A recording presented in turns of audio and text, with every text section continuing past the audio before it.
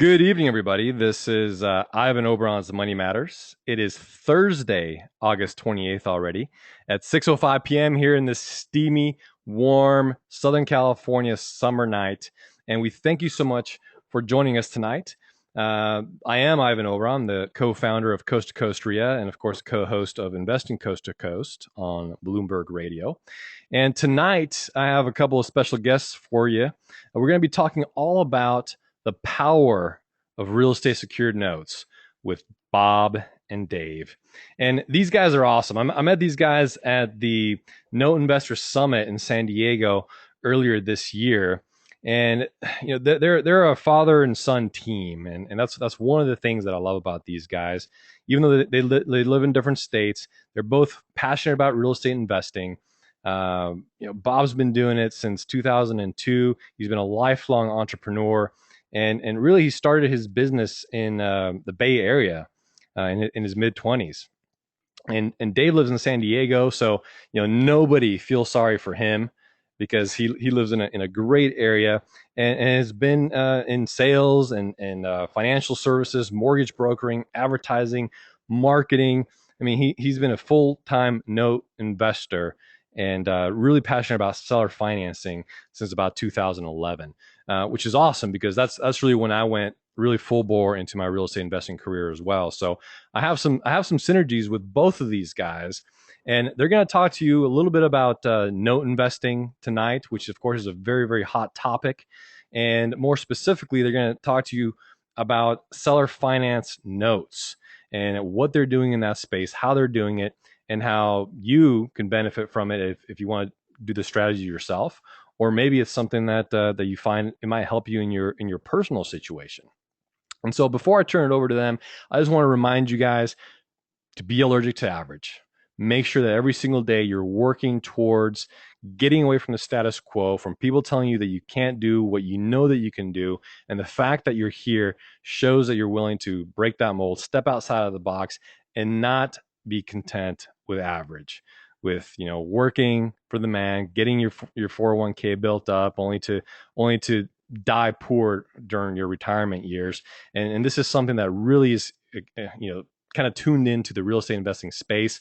And notes as a whole are such an incredible vehicle to get your real estate investing nest egg, so to speak, or your retirement, so that it doesn't run out, so that it can sustain you.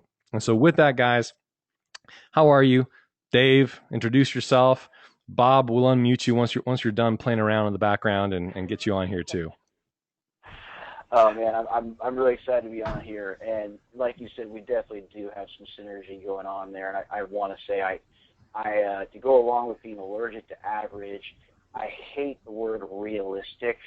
I think that word goes along with people who have small realities. So I challenge everyone here to get rid of that out of their vocabulary as well. Right, because we got to create our realities, right? Exactly. It doesn't matter, where you're at now. And one of the quotes that I love is that there's no such thing as unrealistic goals, only unrealistic timelines. Right. As long as you can see it and believe it, you can achieve it. There you go. Well, that's a pretty interesting comment, and I think the noise in the background has kind of subsided. I don't know what else you were doing down there. But I always lived my life with big goals, and the one thing I always refuse to do is put a timeline on it, because if you put a timeline on it that's unrealistic, whether you think you know it or not, you're just creating a built-in opportunity to fail. And if you just stay committed to whatever your vision is and your goals are, eventually you're going to get there. And it's surprising sometimes when you look back and say, geez, that's exactly what I decided I wanted to do, and it happened. You know what I love, and of course we have a 21-day goal challenge, we have a 21-day video challenge, and I write my goals down. And the whole thing sparked from me writing my goals down on an airplane one time. Pete and I were flying somewhere, and of course, like I mentioned before, him being the idea guy, he's like, oh my gosh, like what are you doing? Like, what is this? And we gotta tell everybody about it. And so it became what it is now. But writing those goals, those big vision goals, I have 2 binders now full of written goals. And to what you said, Bob, I'll be able to look 5 years down the road. I'll be able to look at those and be like, oh man, go through them or share them with my children and be like, look, I was writing that down, and I don't know how it happened necessarily, but because I was doing that, I was focused on it and I was thinking about it, and my subconscious mind was playing with the idea of how to make it happen. It happened. And so I encourage all of you to write your goals down in a notebook, and make them in the present tense, affirmative, and make them big. I already have. Good. See, you're yeah, exactly. Absolutely. I make this much money. I live here. I know these people. I do this for my church, for my community. All that stuff. Present tense, affirmative. So anyway, I don't want to sideline your guys' presentation, and I'm going to change the screen over to you guys so that you can pull up your PowerPoint, and we'll get you guys going. Awesome. All right. Who do you? Bob, who has have it all teed up here, or do you want me to? No, I think you should because you're driving. Okay. Come on, Dave. Right. Come on. All right, no. So don't worry. We'll have some intermission music for you now. Give you some time to prepare for this presentation. And for those of you who don't know, Dave, Bob, and I just came off of where I was a guest on their webinar. They do a weekly webinar at 5 p.m. every Thursday as well. It's the Note Peer2Peer Mastermind group, and every Thursday they have a live webinar.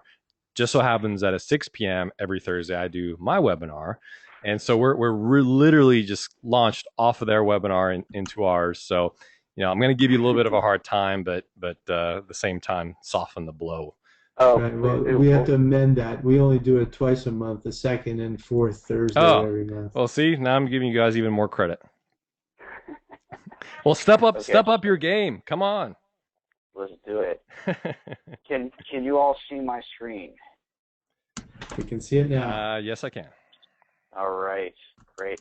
So, sorry, this is what we are. So we're with the Note Peer2Peer Mastermind, and that was the webinar that we just had an hour ago with Ivan on there, where he was talking about how great insurance products are for the notes business. And so we're going to be diving into more of the actual note investments, having to do mainly with seller finance notes. So with that, we have this webinar called Note Peer2Peer every 2 weeks, and historically we've covered every aspect of note investing. And so if you go to our website and just log in and become a member, which is free, you can go back and listen to the old programs. Tonight we're going to talk about something niche because we don't have time to get into a big overview of everything about notes. And the one who's talking right now is Robert. I'm in Tucson, and Dave is in San Diego, as Ivan's already mentioned. And hey, where is it? Is it hotter there than it is here? I don't know. It's 96 here today. Oh, wow. I guess it's hotter there, but it's drier there. Yes, it's a dry heat. Right. We've actually been having down here right now. We've been having monsoons for the last couple of weeks, and so it's more humid now than normal. That's true. Yeah, I did see a storm blow through there. Yeah, we've had more rain this year than I can remember. So there's our faces, as you can see, right there. We are the co-hosts of this, and let's just dive right into seller financing. So I think a lot of people know what seller financing is. It's also known as owner financing, and it could also be known as like a seller carryback. But it's basically, in a nutshell, a loan provided by the seller of a property rather than the buyer obtaining one from a bank. So usually buyers are, on a conventional sale of a piece of real estate. The seller will sell it for whatever that price is and pay commission on that, and the buyer goes to a bank to obtain a loan because they probably can't, in most cases, come with full cash down on that. And, right now we're seeing a lot of people that, I think I'm saying more than 50%, it might even be more. I think there was something, Ivan, if you remember, at NIS, there was some sort of, I forget the name of a report but it basically said it was like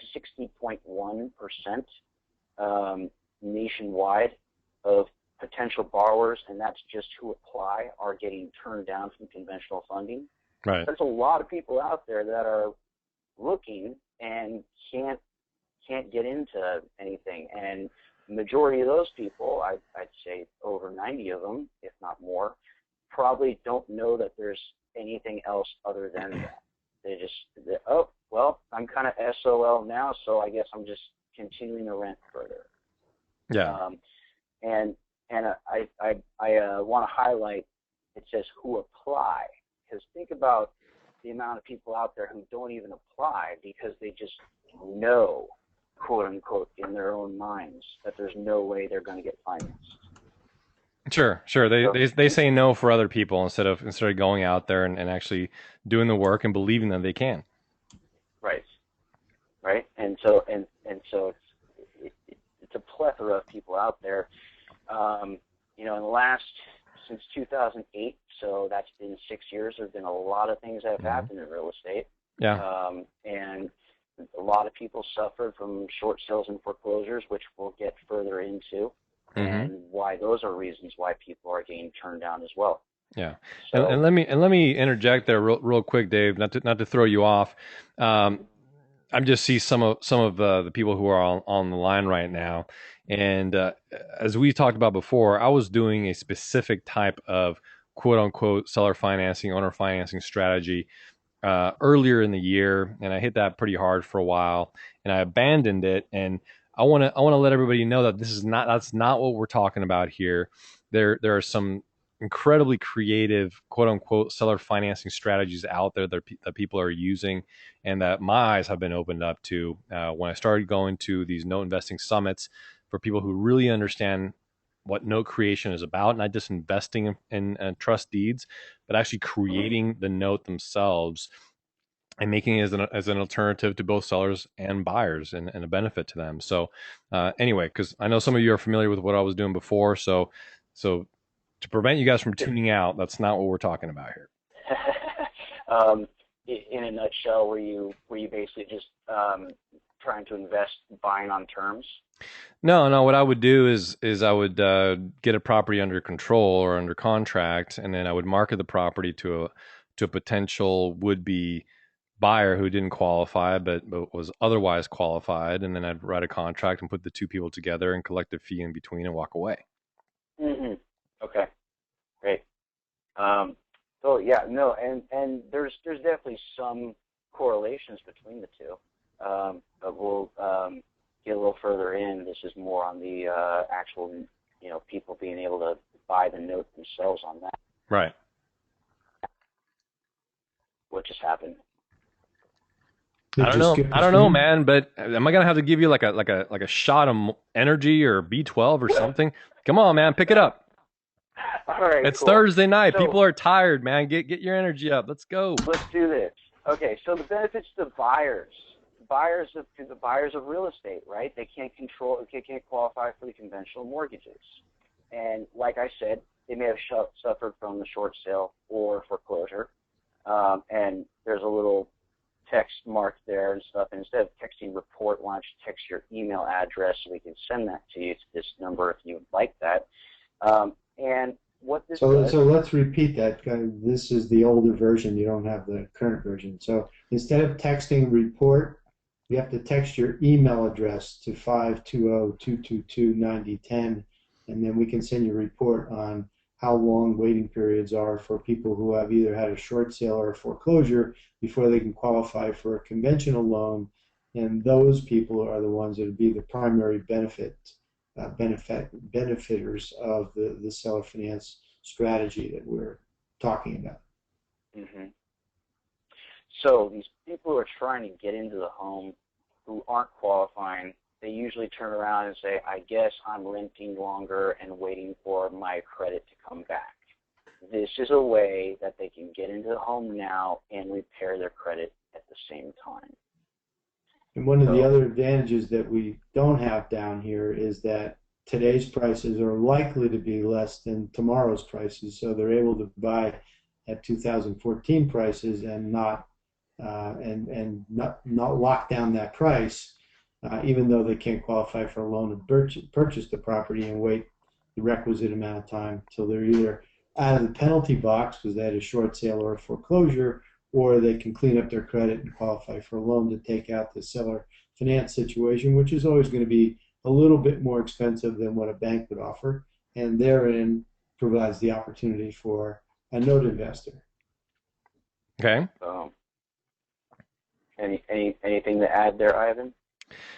Well, I mean, certainly it offers options to a lot of people, and what I like is, this was one of my big takeaways from the other Bob, and he's a licensed real estate agent, and what he said to me and really to the group was the sellers that I work with are going to consider seller financing whether they like it or not. And that was kind of an eye-opening statement for me, and this is why. I asked him, well, what do you mean? So he went on to explain that. It's like, what do they like it or not? What do you mean? He just wants to sell the house, and he wants to create terms to make it happen. So if the seller doesn't want to sell with seller financing, but he has a buyer that wants to buy through seller financing, he has investors on the side that will basically buy that note, cash the existing owner or seller out, invest in that note, cash flow it, and get that buyer in there and make his spread on his investment. It was friggin' brilliant. Do you want to give the rest of this presentation? Hit the nail on the head. Well, I'm telling you, man, I might take the presentation over if you don't liven up a little bit. Oh, I am. I'm liven up, but I'm basically just going to go through the next couple slides and quote you word for word for what you just said. Okay, I'm sorry. That's just benefits of the buyers. There's opportunities. Now you can go in there and just make that make sense for people. How about that? Right. So here's the benefits to the sellers, just as you just said, right? So just like you said, how Bob, the other Bob, said that the sellers are going to sell with it whether they like it or not. Here's the benefits to them, and obviously in most situations it would be beneficial to put this in front of them before they decide how they're going to buy, how they're going to sell. So here's the benefits to them. They're selling the house for the price they want. In some cases, they're actually able to charge a little bit of a premium because they're helping someone who can't get financed get financed, right? So in most cases, they're going to take a significant down payment right there, and that's, I'll say typically that's about 20%, and I will go and give you an example in a little bit that actually has that and kind of puts, compares apples to apples. And they're going to earn interest on their equity that's much higher of a rate that they're ever going to be able to earn on any kind of bank investment that they can make.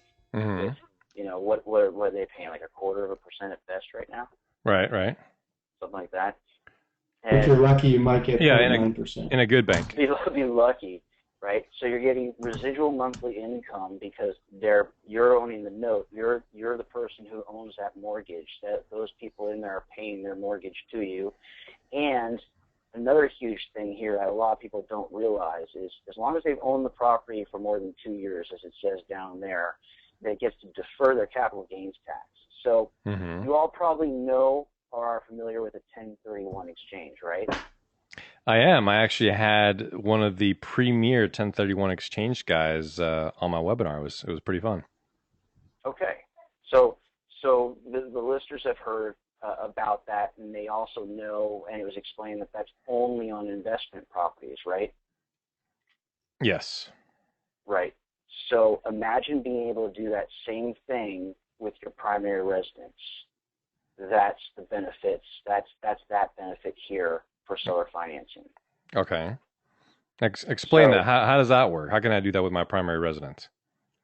Well, it's okay. So you defer your capital gains tax, is what I'm saying. So as long as you've owned that property, as long as the seller has owned that property for 2 years or more, and they carry back the financing and carry someone back, so they take the down payment and someone moves in and is paying their payment for them, so they're not taking 100% of the price at that time, then it works the exact same way as a 1031 does, where they're able to go and take that down payment and put it into another home, and until this, it just defers it until this note that's being created between the seller and the buyer is all paid off.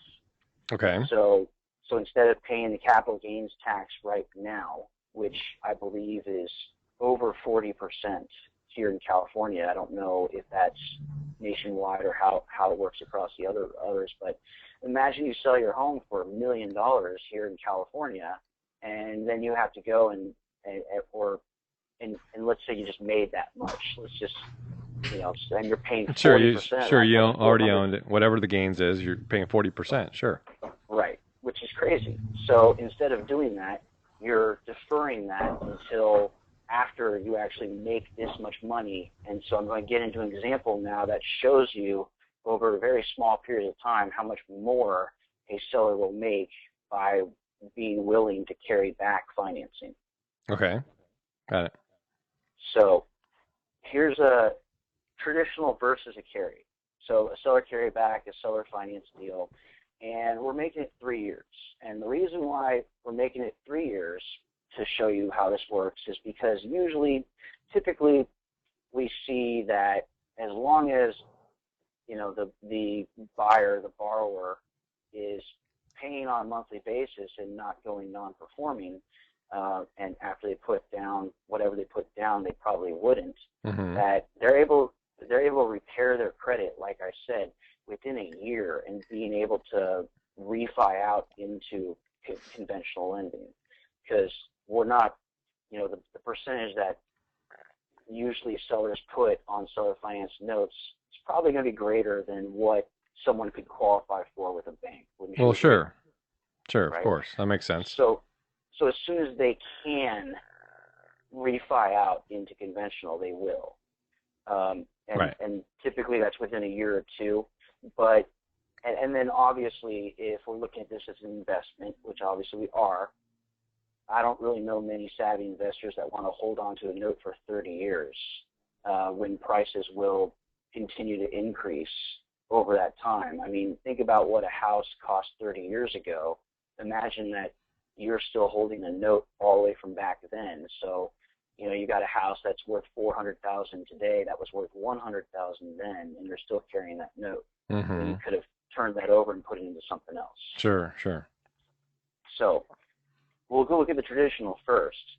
So you sell it for $400,000, and the commission is going to be 6%, and then you got closing costs on that as well. So you're going to net $371.5. Does that make sense? That's pretty much your traditional sale that everyone's used to getting. Yeah. That's what they're getting today. Okay. So over on the carryback side, we're going to take the same house, and it's priced at $400,000, and they're going to take $80,000 down, which is 20%, and with the remaining $320,000, which is 80% of it, they make mortgage payments at 7% during that time, which is $1,866 per month that they're bringing in over a 3-year span. Right? So that's $67,200 that they're making there. So they've already taken 80 down in the beginning, and they made 67.2 throughout the 3 years, coming to a total of 147,200. Okay. Right? Boom. Right now, after those 3 years, because as we know, the majority of the first couple of years is all interest. Right. Principal gets paid off much more towards the end. It has that little curve. Yes. So you're structuring this as a full amortization loan. Yes. Okay. So you're starting off full amortization, but making it here's what's happening in 3 years.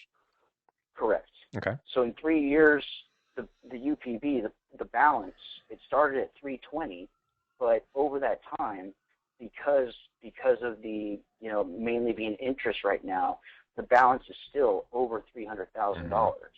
All right. right? For those So of you who don't know, don't speak note lingo yet. UPB oh, stands sorry, for unpaid principal balance. perfect, exactly.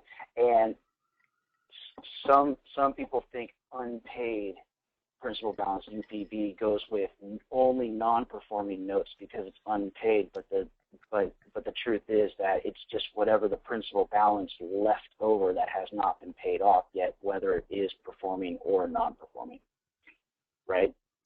Right. Right. So then you add those up, and you've made a total at that time. If this gets sold at that time, if the 310, if someone comes and buys this note at 310, or they cash the person out because they're able to refi at 310, they've made 457,000.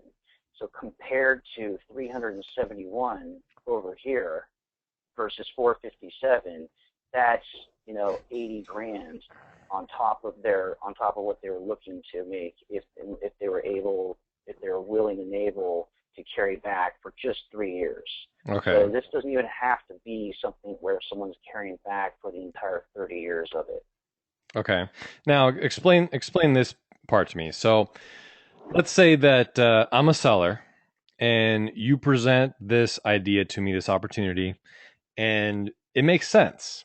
I really, really wanted to cash out right now, but I guess this is a good investment. I guess I'll do this. I'm going to do this for 3 years. The person's going to get themselves qualified during that period of time. And you're saying that I'm going to get more money at the end, but they still gotta refinance and cash me out. So how do you qualify, or how do I qualify for that? What if I don't qualify for to cash you out? What happens then? You being the buyer now. Yes. Okay. If you're making these payments on a monthly basis and they're getting recorded in the way now some it has to obviously be set up that way that the payments are being recorded to the actual what's the word I'm looking for, the creditors, the credit associations, showing that, like the same underwriting that a conventional mortgage would go through, because obviously those get recorded and that goes towards one's credit, obviously. When in a lot of cases seller carrybacks are just between the seller and the buyer, they might not be recorded, but in this case, and in the case that we would set up with between sellers and buyers, is they would be recorded strictly for the purpose of what you just said, of the borrower being able to, after a year or within a year or two, being able to have their credit come back.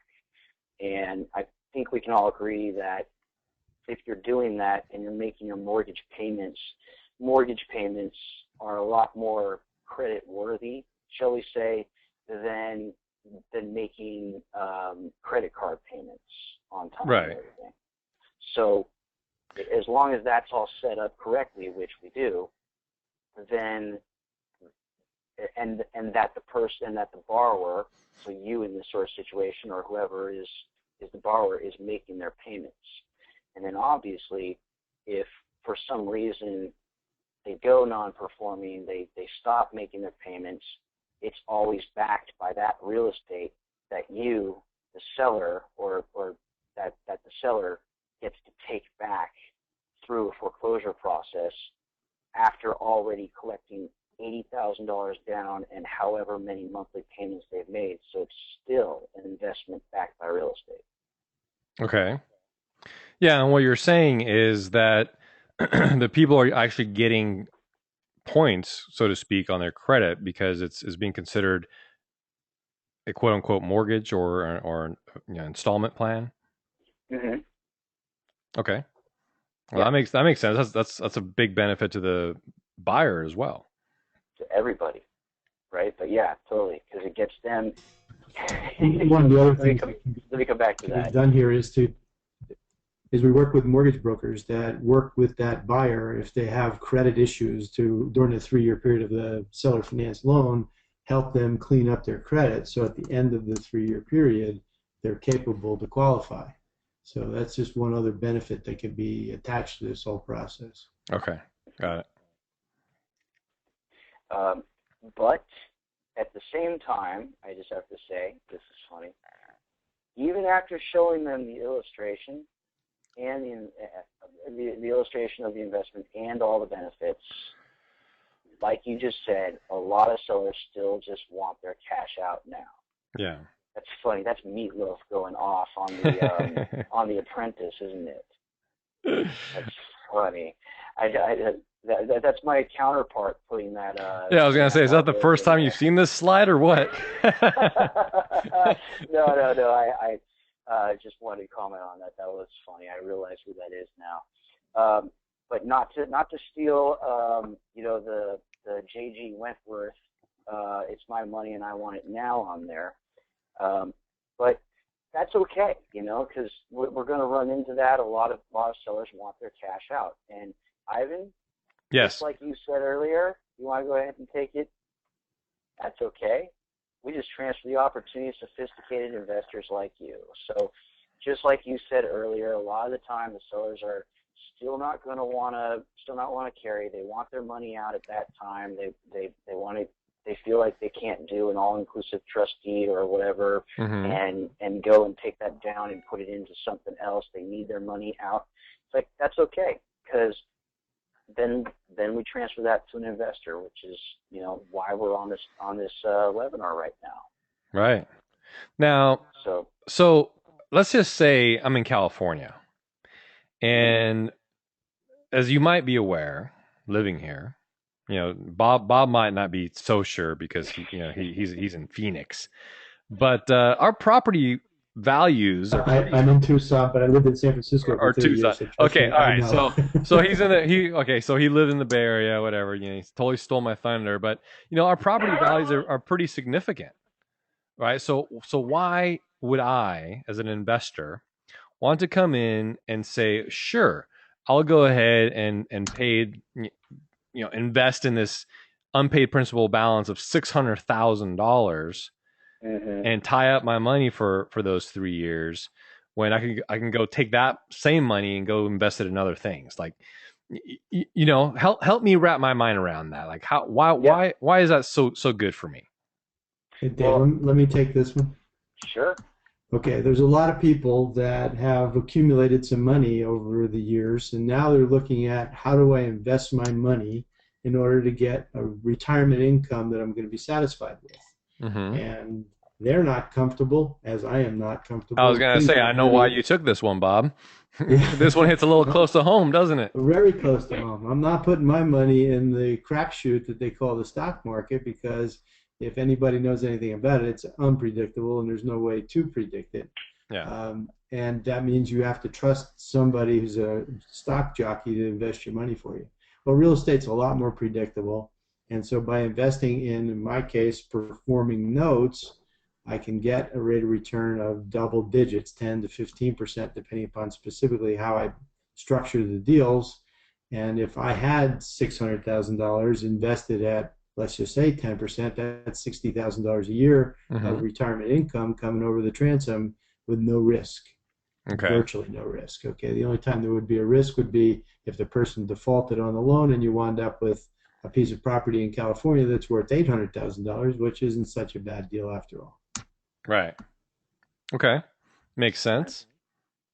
And we will in a couple more slides get towards how people can still get into things that are that big of an unpaid principal balance, even without having all of that put together towards it too. So there's win-wins across the board, and we're doing this here in Southern California right now, as well as Arizona, obviously, because we have those two states marked territory, basically. And I'd say that, in the couple of years of note investing that I've taken part in, everybody wants a part of California and Arizona. Let me just say one thing about Arizona. Arizona is exactly like California, except for two things. One is that we don't have an ocean, And two, you can take a zero off the back of the value. So if it's Right. Well, 300,000 in part of that Arizona, is it's because you three don't have the million in ocean. California.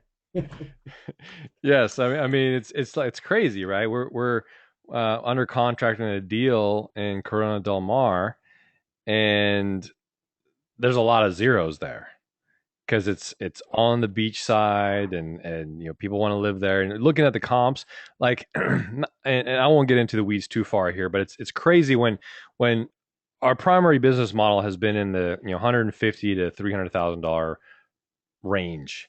And so we're used to looking at certain comps. Now we're looking at comps over there, and we're seeing things pop up in like 35 million, 15 million, 25 million. It's just like, what is this? Like, Yeah. people, You can buy half of Tucson for that. right? Del Mar, yeah. So it's the same thing down here with like Rancho Santa Fe, Del Mar areas, Oh yeah. La Jolla. Oh yeah. It's Ahoyle's nice. it's a whole new world. And this is coming from a guy who spent 30 years in Marin County, which is one of the three most affluent counties in the country. Yeah, that too. Yeah, I have a couple of friends up there in the Bay Area, actually, Bob, that all they do is the luxury flips up there, and that's because that's one of the things that you do up there. Anyway, go 10% ahead. of 5 million is a nice living, right? I'll give it back to you. It's a beautiful state to live in, California. It's a different thing. So let's really quick kind of go over the pros and cons and the differences of being a landlord versus a note holder here. I'm sure that most people are kind of getting it, but let's go through this. So being a landlord, obviously, the pros are you get monthly income and you own the real estate. But then you have all the liabilities of owning that real estate with someone else being in it. You have tenants. And I love saying it's all the T's involved in it. I'd say tenants, trash, toilets, taxes, and termites, right? We got the main ones put up in here. The ones that are in bold are actual money that you have to spend to manage your property. So your net income is after you expense for management, for vacancy, for taxes, and for insurance. Not to mention vandalism. Yeah. And that's why you need insurance, folks. And I mean, when let's turn this over. Ivan, you've owned real estate that you've rented out before, right? Yes. So, do you ever get it back in as pristine as condition as you brought the tenants in? Not in as no, never. Okay, but right, because what are they going to do? They're going to make improvements to your property for you. It's never gonna happen that way. There's some rare ones, There's some rare ones that right. they want to make sure they get their deposit back. That's very true. And then obviously we can talk about insurance here. I think you have a pretty good background on that. And obviously insurance goes for both sides, being on landlord and on notes if you're going to own notes. So that's a little bit of a cost to both sides. But would you say well, let me ask you a question.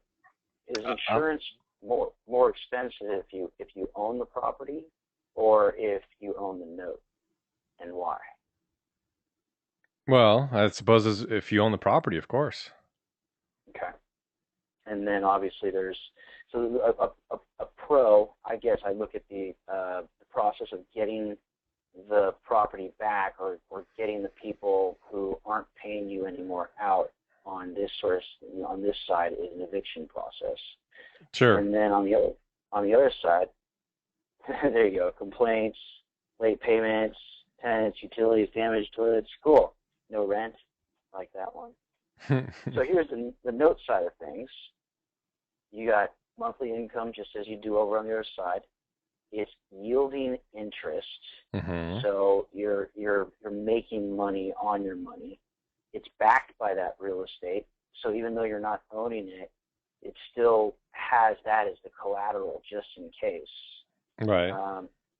And I look at you don't own the real estate as a pro thing, because it's like, you got all the other stuff on the other side that you have to deal with, and you're not even in that property.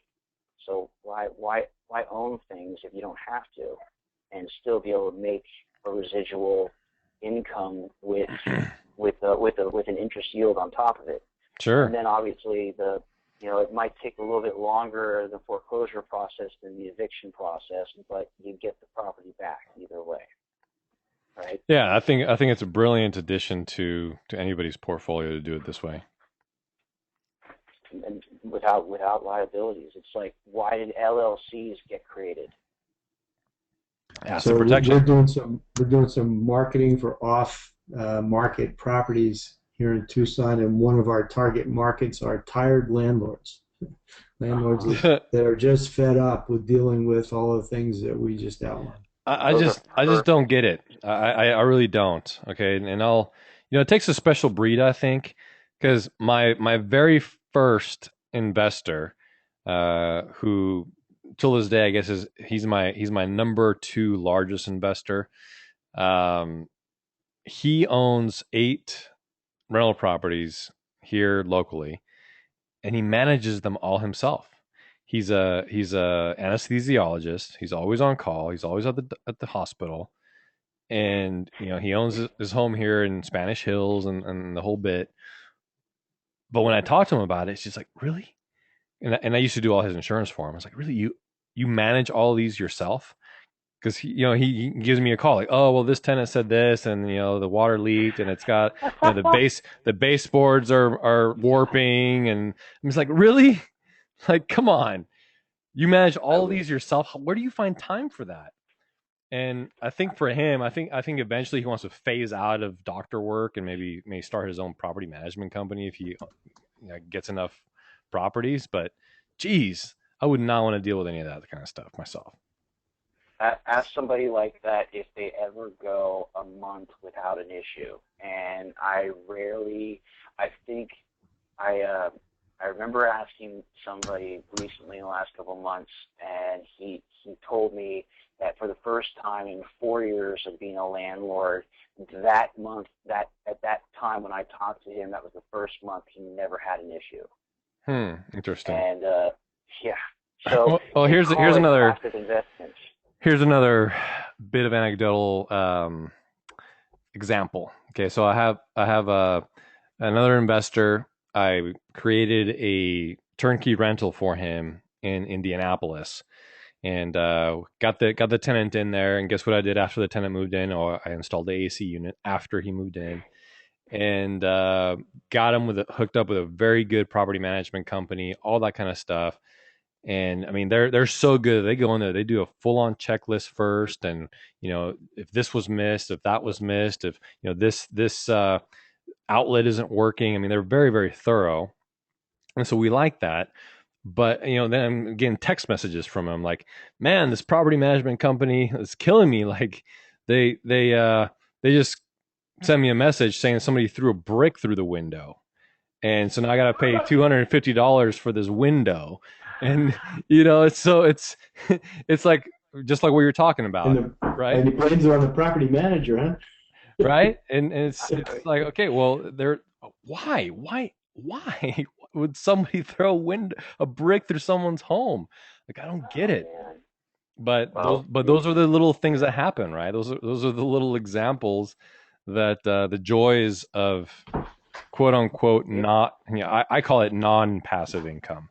Because there's nothing passive about it. Yeah, it's residual, but it's not passive. No, I mean, even if you're lucky and you have a good property manager, you still have to manage the property manager. Right. And they're in there to make money too. So you got to manage it's almost like having a contractor that wants to hit you with some change orders and additions. It's like, no, I don't want to do that. Like, yeah, you're being very thorough. I appreciate it, but we don't need to do that. So you're still getting in contact with them, and it's not as passive as you would think. No, and I mean, the big advantage of a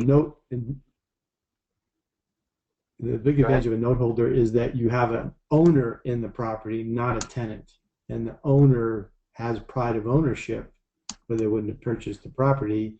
and they understand that they're responsible for all these little nuisance things we're talking about now that a landlord has to contend with. It's their Not to home. mention the Right. fact that a tenant not having that pride of ownership is always expecting the landlord to fix every last thing, even if they caused the damn problem. Right. Mm-hmm. Okay. Moving on. Well, I think you guys are making a good case for your strategy.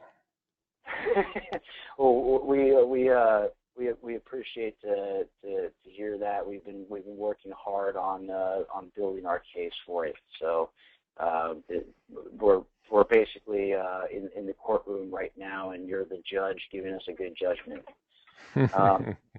And you know, we were talking earlier, I don't know if it was on this webinar or the last one, when you talked a little bit about, you know, non-performing notes and that kind of being the thing that people, you know, are into right now. And that was what we first jumped into, you know, Dave, a couple of years back. David, Yes. it wasn't that long ago, man. Huh? It wasn't that long ago that I said that. No. It wasn't. It was during this webinar. I'm just It gonna was have to during give this you. one. That's totally fine. My mind kind of the day's kind of a blur, right? When you do back to back, you know, it's like, hey man, I did this back to one, back right? radio shows this morning too. How about that? Dude, I was a guest on Community Investor Radio at 8:30 this morning, and then I got on ours. So it's been one of those days. I've been stuck in front of this mic all day. and they all kind of relate to each other in the Right. instance that you're talking about. So like, was I talking about this morning or Yeah. this evening? Okay, I'm on it, I think. But either way, you know, non-performing note, huh? So wait till you get to be my age. Yeah. Well, you know, that's not too far around the corner. Maybe another 20 years or so, right?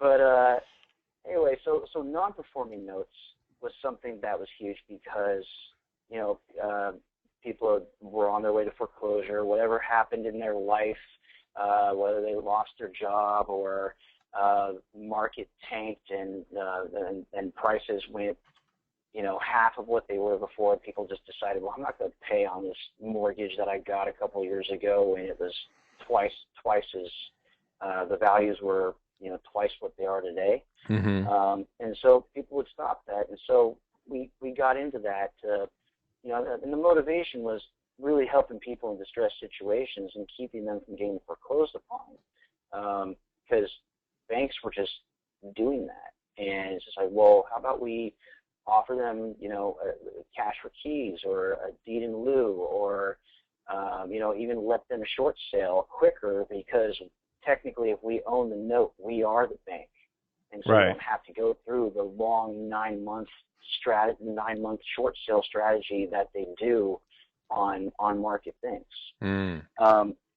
So that's what we were doing, and that's what we, you know, we still obviously take a look at things, but you know, I'd say that all the loan mods and the workouts have all happened on the good stuff here in California and out in Arizona, and the only stuff that we're really seeing is, you know, those things in the Midwest, like you were talking about in Indianapolis. We see stuff there, Chicago, south side of Chicago, Detroit. You could basically own all of Detroit for 10 cents on the dollar probably right now still. But you know, we just kind of decided, you know, that's probably not the area where if we have to take back a property. Don't go to Chicago. And those places are places where getting a brick through your window would be a mild occurrence. Yeah. Yeah. I saw a post, and again, I don't mean to segue, but I think people like stories, right? It's the windshield wiper method. True. Left brain, right brain, right? I saw this post from somebody whose name I won't name, and they are one of the, you know, quote unquote teachers. You know, they hold Guru seminars and stuff like that. I wouldn't go as far as guru, but they did this post saying that they were going to bring this guy, this, you know, their words, not mine, Guido out there, who is gonna shape people up, and he's a 6'2", 280-pound guy, and I just need some money for to get him a truck and some tools and a place to sleep.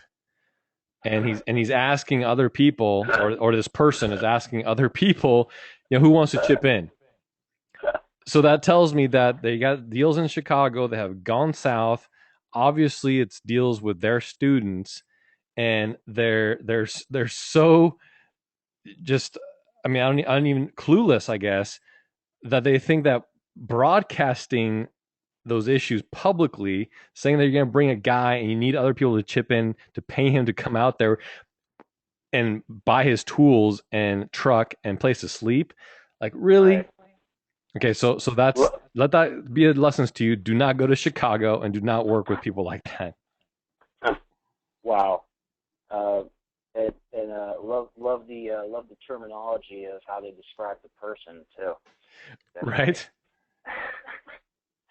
um, and yeah, I've heard some you've heard of 2-gun or 3-gun neighborhoods too, right? Or what have you. It's like, how many guns do you need to be holding on to while you're going and checking out properties there, Right.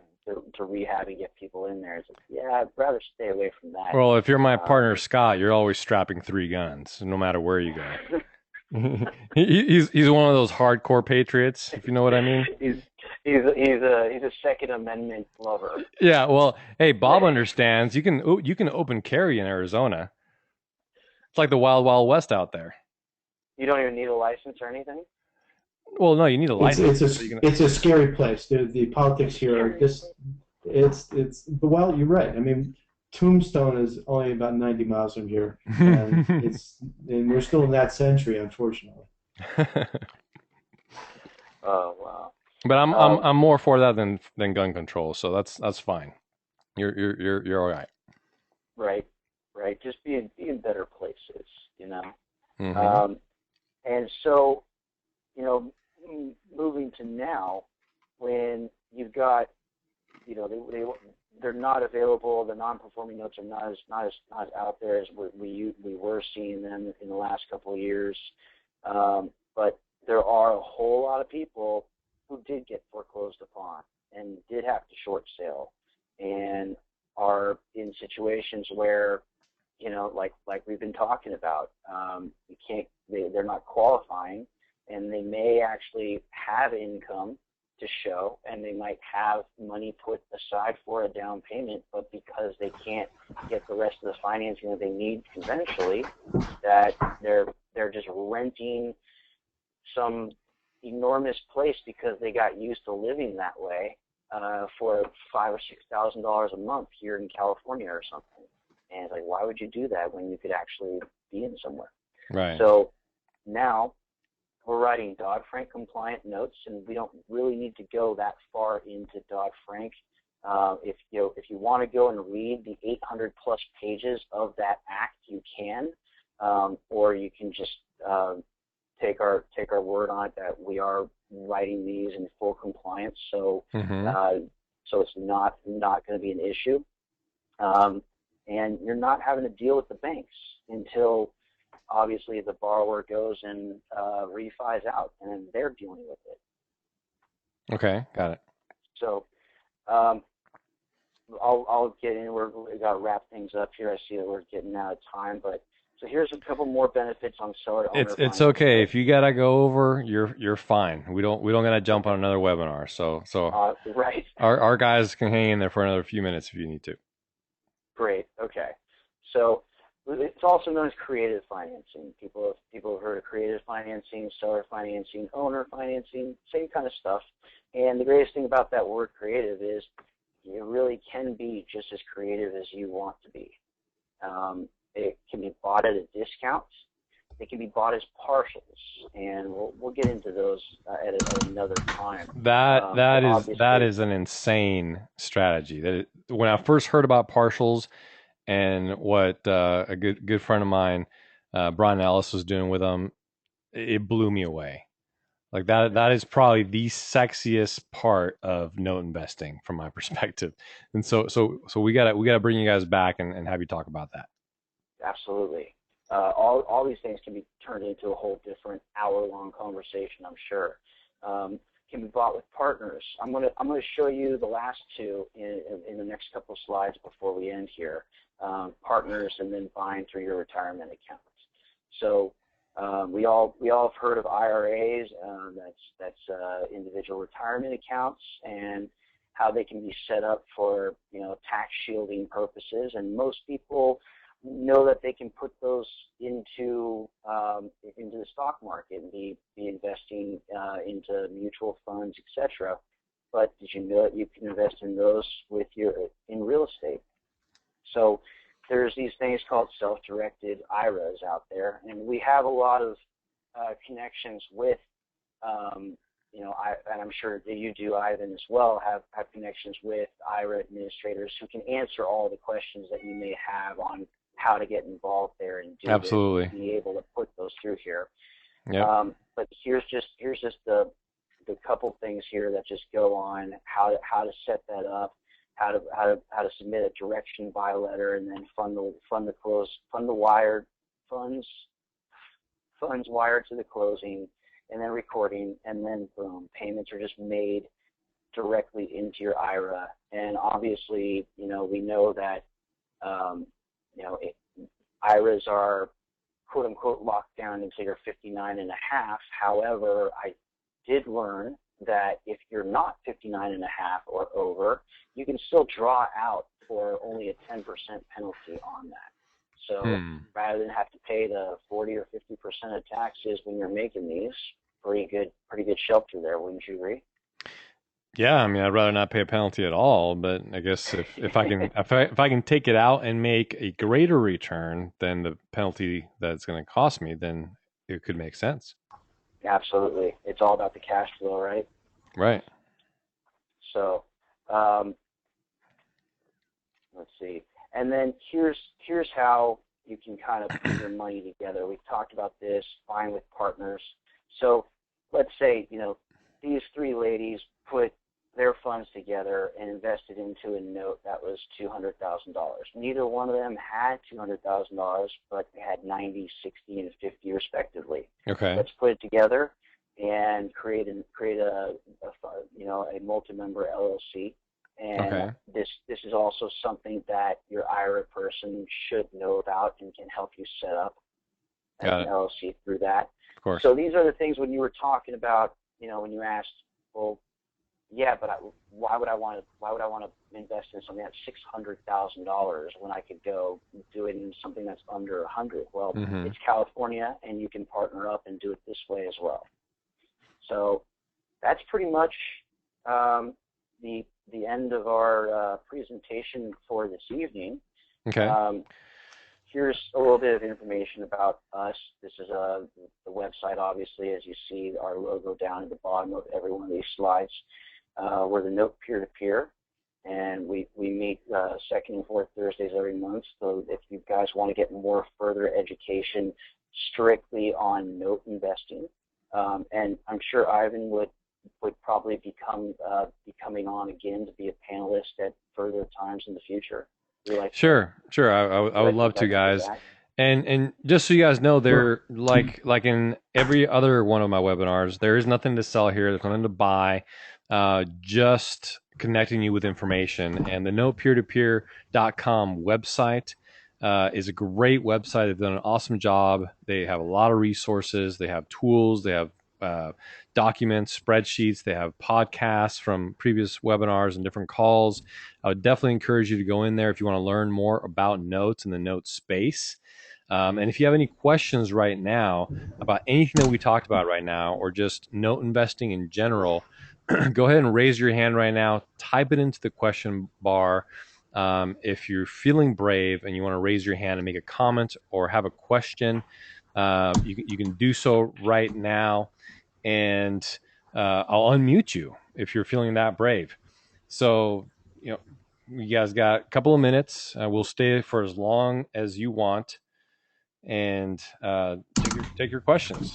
So what's on your mind? Let me know what you thought of the webinar, and what you're doing. And if you're interested in the note investing space, these guys can definitely help you with your education. Now, to that end, how can people get involved with you guys? What is it that you guys do? Do you provide partnership opportunities? Do you provide additional education? What are you doing? Well, we provide obviously the education on the Note Peer2Peer, so that's ongoing there. We have another website actually. I'll forward that in a minute. It's called RE Note Exchange, and that's our actual note trading platform. So with the deals that we're creating right now in this sort of way, we're putting out there, especially when the seller doesn't want to carry, like we talked about, and offering them to investors to come and buy themselves, so that they can put themselves in this situation and be able to make the returns that we talked about there, that the sellers obviously, for whatever reason in their mind, not wanting to do. Okay. And it looks like we do have some questions here from a little bit earlier on in the session. One question is, are you paying market value for these homes? Good question. Well, it's so is it basically mean, okay, between the seller and the buyer, obviously, and like I said, in some cases the seller is actually able to sell their property for even more than market value because they're willing to finance someone who can't get that financing. And we're not talking about crazy amounts more, but maybe 5 to 10% of an increase on top of market value because they're like I said, helping them out in a situation where they don't have another way. Okay. Obviously, if you can find, and it can be spread out across the board. So if you're doing it on market between sellers and borrowers, or if you're trying to do this as an investment strategy and you find properties that are maybe off market and can be had for less, then obviously there's more of a spread to be made on the investment side. Okay, got it. And I guess how do you guys make your spread by putting these things together? Where do you get paid? We get paid. We get creative as well. So it really just is per deal. I'd say that majority of the time we're really going to make our difference on fees that we charge for putting the actual deal together and creating the Dodd-Frank compliant note. So kind of along the lines of what you said there, but then we're obviously able to sell the note to note investors if the seller doesn't want to carry back. And then on the flip side, if we're able to find things that are off market and get them at a discount and buy on terms and then sell on terms, there's ways to put ourselves in the middle of the actual spread so that we're seeing residuals too. Okay. So the next question here is, it's actually a good question. If you own the note, how do you not own the property? Pretty easy one to answer. Yeah. So it's basically think of it as the note owner is the bank of a mortgage. So if you own your house, but you have a mortgage on it, do you own it or does the bank own it? Technically, the bank owns it. Technically, the bank owns it, but title's in your name. And then, once that note is paid off, then deed goes to you. Right. But it's still a difference because because the bank doesn't hold title. Right. So they don't quote unquote own it. Right. Mm-hmm. And I mean the pros of that is the bank doesn't have to take care of issues going on with the house when the tenant, quote unquote, or the borrower says someone threw a rock through my window or a brick through my window. Right.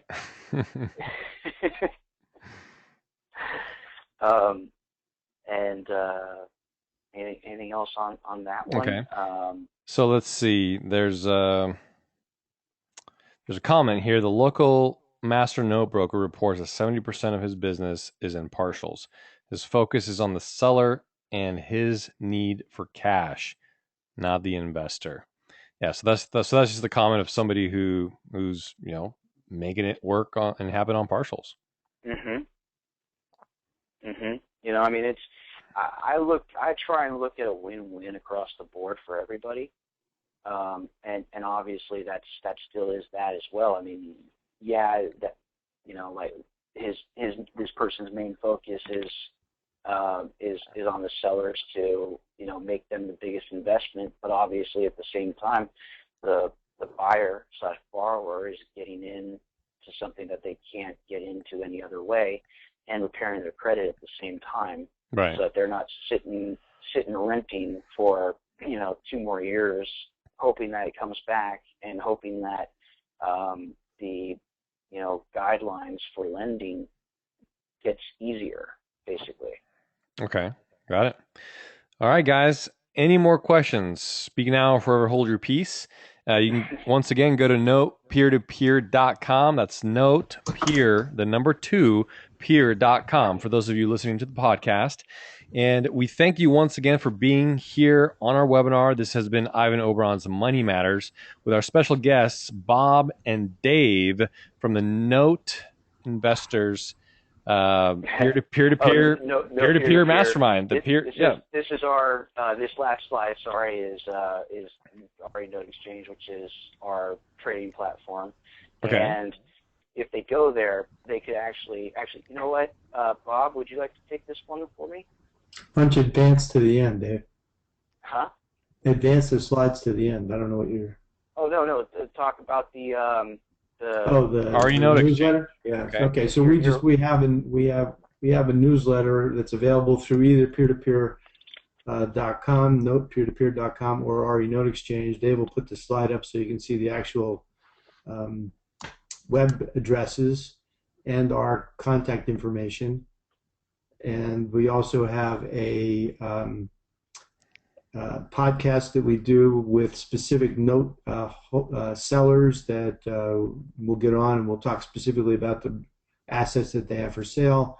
And we have a newsletter that basically aggregates all of the information about distressed real estate and note investing that comes out every day that you can subscribe to on our websites as well. There you go.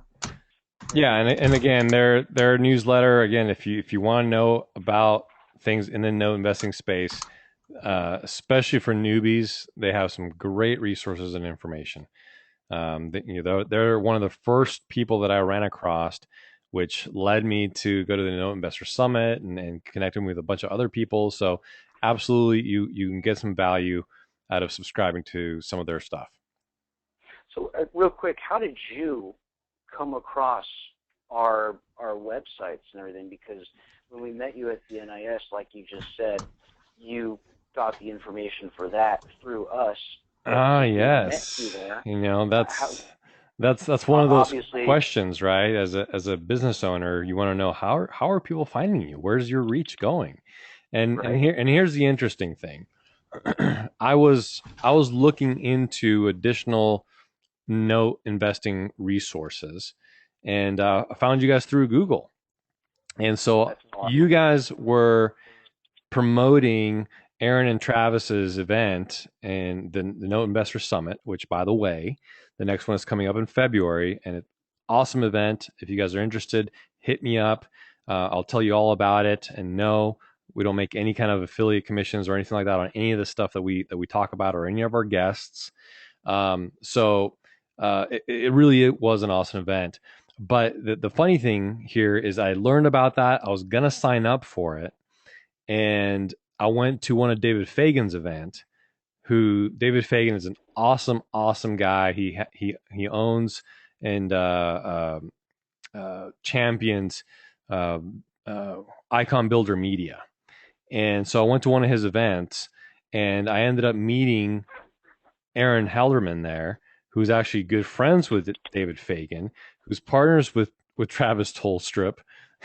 And we ended up seeing each other kind of like in the lobby, on our way somewhere, and I started talking to him about notes, and I'm thinking about going to this event, and he's just like, really? He's just like, well, that's my event. Like, I'm putting that together, and all the while I thought it was your event. And I was like, well, that's awesome. Well, I heard about it through these guys, and that's why I want to go, and it sounds exciting. And we started talking about the radio and this and that, and he's just like, well, why don't you just come and broadcast your radio show from there, and it'll be awesome. And so that's how it went. Mm-hmm. Small world, man. The real estate investing community is a small world. You want to be connected. You want to connect to the good people. You always want to say good things about people, or not say anything at all, because it's such because it's a very small world, and we're all connected, and we're all out there wanting to make something happen. And just so happens that Aaron and Travis just closed on their second investors pool of notes recently. Nice. Well, that was their second co-invested Right. note pool. That's they've what been purchasing notes on their own for their that's own what I meant to say. Yep. See, that's why we have Bob around. I'm the marshal to make sure we to keep make everybody things on the clear. course. All right, guys. So again, as you can see, there's some great resources there. The more people you connect with, the more people you will become connected with to help you take your business to the next level. Check it out. For those of you listening on the podcast, you can reach out to Dave at renoteexchange.com. The phone number is 619-990-1442. The website, once again, is notepeer2peer.com and renoteexchange.com. If you want to get a hold of Bob, just email him at robert at 415-264-0123.com. And you can get a hold of him there. It's also my phone number. It's also his phone number. So make a note of that. And as always, you can get a hold of us and find us at c2crea.com. If we're not already connected on social media, go to our website and just go to the Connect With Us tab, and you'll find all our connections there. Make sure that we're connected so you can keep up to date with everything that we're doing. And just so you know, here's a little teaser for those of you who are rehabbers out there. We're feeling a significant market pain, and from people that are getting into this business and are having trouble with their rehabs. Their contractors are going sideways. They've spent 80% of their funds and only 40% of their projects are getting done. And people want to get started on the right foot. So we have Coast to Coast Rehab Consulting. It's available for everybody right now. And if you want to find out more about that, just email me at ivan@c2crea.com. We make sure that you stay out of trouble during your rehab so you can make the money that you know that you want to make. Once again, I'll open it up for last minute comments or questions. If not, here's a comment. Thank you guys. You guys rock. All right. Ivan, thank you so much for having me on, man. This has been great. And thanks to everyone out there for listening. I hope that we've been able to provide some value for you, because that's what it's all about. That's right. So one final thought: for every real estate investor, for every 10 real estate investors, there might be one note investor. It's probably more like 100 to 1. So the competition in notes is quite a bit less than the competition in the hard assets, and it's also the path to hard assets when you foreclose and get the property. So for all those reasons, it's a good place to investigate and find a way to use it where it fits within your own investing plan. All right, guys. And thanks again, Ivan, for having us on. We really appreciate it. Thank you. Your friendship. You bet, guys. And we'll talk again real soon. Once again, guys, thank you for spending an hour and 20 minutes of your Thursday night. We appreciate it. I know, right? I'm going to cut it right down to the minute so you know how much value you guys are bringing to us, because we do appreciate the time that you invest in us, and we hope that you appreciate the time that we invest in you, because, of course, that's what it's all about, is us working together to a unified goal, and we're here to help you. We're here to add value to you. And now go and have your dinners, be with your family, and plan for tomorrow. Remember, when you live off a list, you get a lot more done. And when you write down your goals, you know exactly the direction that you're going in. So thank you so much, guys. We'll talk to you soon. Have a great night. Thank you. Thank you all.